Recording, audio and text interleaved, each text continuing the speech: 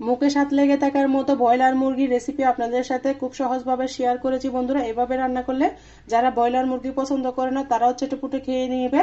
আর কিভাবে রান্না করেছি বন্ধুরা পুরো ভিডিও দেখতে থাকুন বন্ধুরা, আর ভিডিওটা স্কিপ করবে না, স্কিপ না করে দেখার অনুরোধ রইল। এত মজা করে আমি রান্না করেছি ব্রয়লার মুরগিটা, আর আপনাদের কাছে আশা করি অনেক ভালো লাগবে বন্ধুরা। আমার সাথে থাকুন, পাশে থাকুন, একটা লাইক দিয়ে সম্পূর্ণ ভিডিও দেখার অনুরোধ রইল।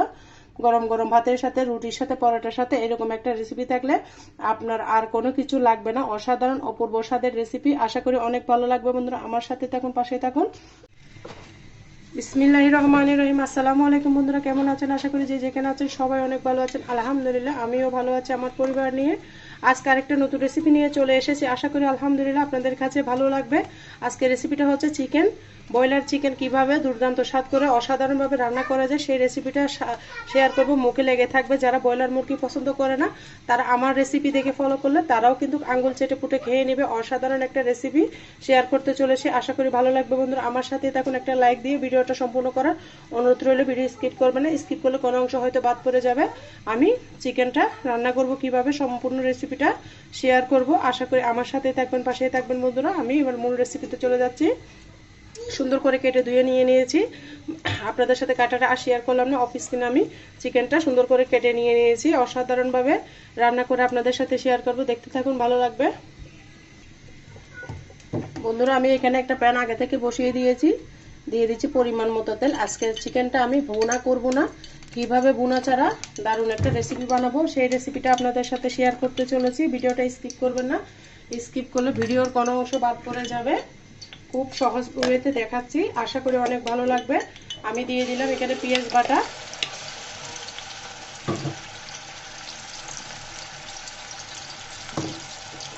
পেঁয়াজ বাটা দিয়ে যে কোনো রেসিপি বানালে গরু মাংস, মুরগির মাংস খেতে কিন্তু অসাধারণ লাগে। তারপর দিয়ে দিব আমি আদা রসুনের পেস্ট, একসাথে আমি আদা রসুনটা ব্লেন্ড করে নিয়েছি, দিয়ে দিলাম পরিমাণ মতো। আমি এখানে 1.5 কেজি মুরগি একসাথে রান্না করব, সম্পূর্ণ মুরগিটা আমি দিয়ে দিয়েছি। এই পর্যায়ে আমি আদা রসুনগুলো, পেঁয়াজগুলো সুন্দর করে ভেজে নিব যেন কাঁচা গন্ধটা চলে যায়। আমি আরেকটু পেঁয়াজ দিয়ে দিয়েছি, পেঁয়াজ বাটাটা যদি বেশি হয় খেতে কিন্তু বেশি ভালো লাগে।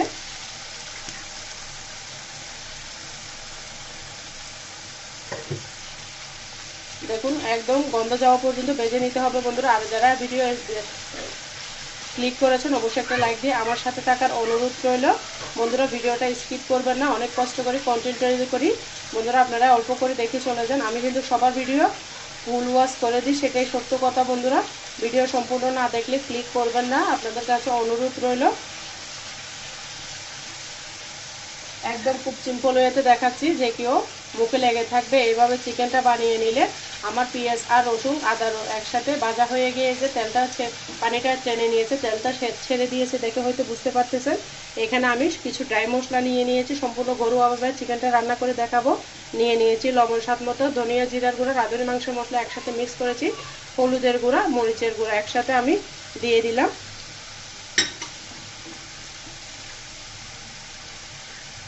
আপনারা আপনাদের পছন্দ মতো মশলা দিয়ে করতে পারেন, আমি আজকে সম্পূর্ণ ঘরোয়া মশলা দিয়ে আমার আজকে রেসিপিটা শেয়ার করেছি। এ পর্যায়ে আমি এটাকে সুন্দর করে তেলের মধ্যে নেড়ে চেড়ে নিচ্ছি, দেওয়ার পর আমি পানি দিয়ে দিলাম। চিকেন কিন্তু বাচ্চারা অনেক পছন্দ করে, এভাবে ভিন্নভাবে রান্না করলে তারা কিন্তু না খেয়ে পারবে না। চিকেন কিন্তু কম বেশি বাচ্চাদের বেশি প্রিয়, তাই বিভিন্নভাবে রান্না করলে সবসময় একঘেয়েমি রান্না ভালো লাগে না। এইভাবে ভিন্নভাবে রান্না করে দেখবেন, খেতে কিন্তু অসাধারণ লাগবে। আমি মশলাটাকে ভালো করে কষিয়ে নিতে হবে অবশ্যই। দেখুন আদা রসুন আর পেঁয়াজ বাটা দিয়াতে মশলার গ্রেভিটা কত সুন্দর এসেছে বন্ধুরা।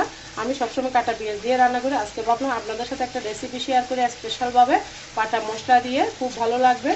আশা করি আপনাদের কাছে ভীষণ ভীষণ ভালো লাগতেছে বন্ধুরা। আমি দিয়ে দিচ্ছি এখানে কয়েকটা তেজপাতা ধুয়ে নিয়েছি। মশলাটা আমার কষানো হয়ে গিয়েছে, তেলটা ছেড়ে দিয়েছে দেখতে পারতেছেন।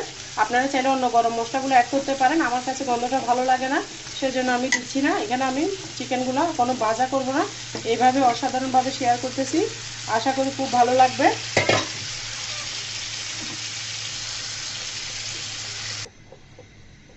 দেখুন বন্ধুরা সম্পূর্ণ মুরগি আমি একসাথে এখানে দিয়ে দিয়েছি।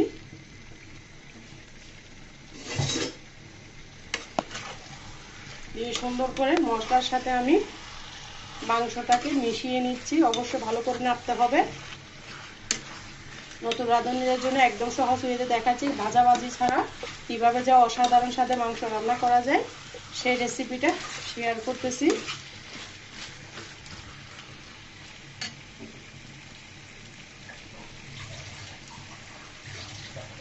এই পর্যায়ে আমি একদম অল্প একটু পানি শুধু এটা ধুয়ে দিয়ে দিলাম, হাফ কাপ থেকেও কম অল্প একটু পানি দিয়েছি, দিয়ে আমি ঢাকনা দিয়ে রেখে দিব মাংসটা কষানোর জন্য।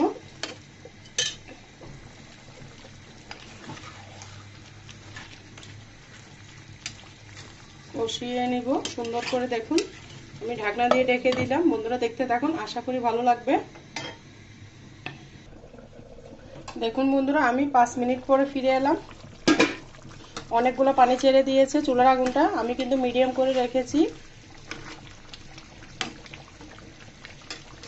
এখানে আমি আর কোনো পানি ব্যবহার করব না। এই পানি দিয়ে কিন্তু আমার চিকেনটা রান্না করব।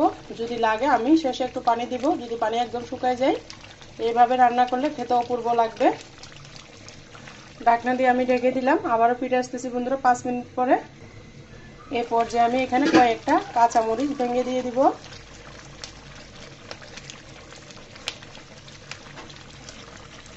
দিয়ে আবারও ভালো মতো নেড়ে চেড়ে দিব।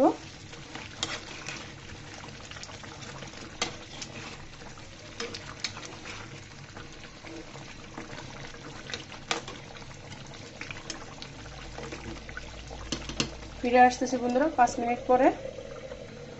বন্ধুরা ফিরে এলাম আমি 5 মিনিট পরে। দেখুন আমার মশলাটা মাংসটা কষানো হয়ে গিয়েছে। এই পর্যায়ে আমি একটু ঝোলের জন্য অল্প একটু পানি দিয়েছি।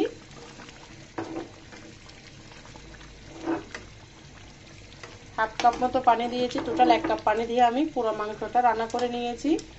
আশা করি আপনাদের কাছে অনেক ভালো লাগতেছে বন্ধুরা, দেখতে থাকুন। আমি আবার ঢাকনা দিয়ে ঢেকে দিচ্ছি। মাংসটা মাখো মাখো হওয়ার পরে বন্ধুরা ফিরে আসবো মূল রেসিপি দেখার জন্য। ফাইনাল লুকটা দেখাবো, আপনাদের সাথে শেয়ার করব। আশা করি অনেক ভালো লাগতেছে বন্ধুরা। আমার সাথে থাকুন। যারা এখনো পর্যন্ত একটা লাইক দেন নাই অবশ্যই একটা লাইক দিবেন বন্ধুরা। ঢাকনা দিয়ে ঢেকে দিলাম। সিদ্ধ হওয়ার পরে ফিরে আসতেছি বন্ধুরা। এই পর্যায়ে কিন্তু আমি কিছু টালা জিরার গুঁড়া অ্যাড করে দিব। টালা জিরার গুঁড়া দিলে মাংসের ফ্লেভারটা দারুণ আসে, খেতে কিন্তু অসাধারণ লাগে। অবশ্যই টালা জিরার গুঁড়াটা দিবেন। দিয়ে আমি 5 মিনিট রান্না করব। 5 মিনিট রান্না করলে আমার চিকেন রান্নাটা হয়ে যাবে একদম পারফেক্টভাবে। অনেক অনেক লোভনীয় একটা রেসিপি শেয়ার করতে চলেছি।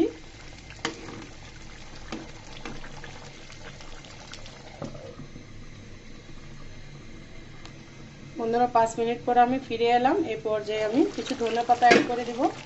আমার মাংসটা রান্না হয়ে গিয়েছে বন্ধুরা। আমি পরিবেশন করে দেখিয়ে দেব। চুলার আগুনটা বন্ধ করে দিব 2 মিনিট যেন তেলটা উঠে যায়। সেই জন্য দেখুন একটু ঝোল ঝোল রেখেছি। ঝোলটা একটু টেনে নিবে, বেশি ঝোল রাখি না, গায়ে গায়ে মাখো মাখো করে ঝোল রেখেছি। খেতে কিন্তু অসাধারণ লাগবে। দুর্দান্ত একটা রেসিপি শেয়ার করেছি, দেখতে থাকুন। আমি মূল রেসিপিটা ফাইনাল লুকটা দেখাবো। চুলাটা বন্ধ করে দিয়েছি। একটু তেল ওঠা পর্যন্ত অপেক্ষা করতে হবে। সাথে সাথে রেসিপি কিন্তু তেলটা উঠে না। চুলাটা বন্ধ করে 2 মিনিট পর্যন্ত এভাবে ঢাকনা দিয়ে রাখবেন বন্ধুরা। তেলটা সুন্দর করে উঠে যাবে, দেখতে থাকুন। আশা করি অনেক ভালো লাগবে। আমি ফাইনাল লুকটা আপনাদের সাথে শেয়ার করব। দেখুন বন্ধুরা তেলটা উঠে গিয়েছে। আমি পরিবেশন করে দেখিয়ে দিচ্ছি কেমন হয়েছে আমার চিকেন কারি রেসিপিটা।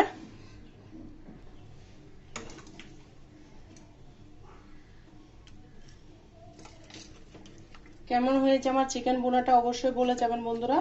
ভাজাভাজি ছাড়া সহজভাবে একটা রেসিপি শেয়ার করেছি। আশা করি অনেক ভালো লেগেছে বন্ধুরা। দেখুন কিরকম হয়েছে অবশ্যই ছোট্ট একটা কমেন্টের মাধ্যমে বলে যাবেন। আর বন্ধুরা যারা তখন পর্যন্ত আমার সাথেই ছিলেন সবাইকে অসংখ্য ধন্যবাদ বন্ধুরা। আজকের মতো আমি এখানে বিদায় নিচ্ছি বন্ধুরা। সবাই ভালো থাকবেন, সুস্থ থাকবেন। আমার জন্য আমার পরিবারের জন্য দোয়া করবেন। আল্লাহ হাফেজ। আসসালামু আলাইকুম।